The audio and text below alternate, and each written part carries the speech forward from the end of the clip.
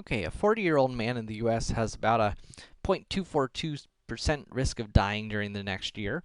An insurance company charges $275 for a life insurance policy that pays a $100,000 death benefit. In other words, it pays that if the person dies during the year. Um, Otherwise, they just get their $275 and the person doesn't get anything. So what is the expected value for the person who's buying the insurance? Um, so there's two possible outcomes here. Uh, so outcome number one, of course, is is dying, and outcome number two is not dying. And each of those has an associated probability. The probability of dying, presumably, is 0.00242, and the probability of not dying then is the complement of that, which is 99758, right? 1 minus the probability of dying.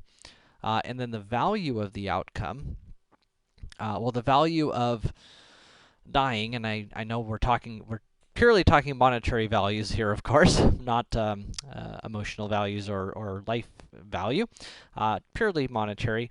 Then for the person buying the insurance and their family, the value of to them is the $100,000 they get minus the $275 they had to pay for the policy. So they have a positive net benefit of $99,725. If they don't die, then the financial value of the insurance is a negative $275. So our expected value then, is the probability multiplied by the value of the outcome plus our other probability times the value of its outcome. And altogether, that gives us a negative value of 33.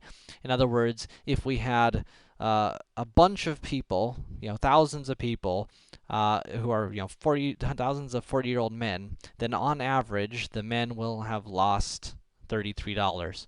Now, it's not surprising that this value is negative. That's the only way the insurance company can afford to offer policies.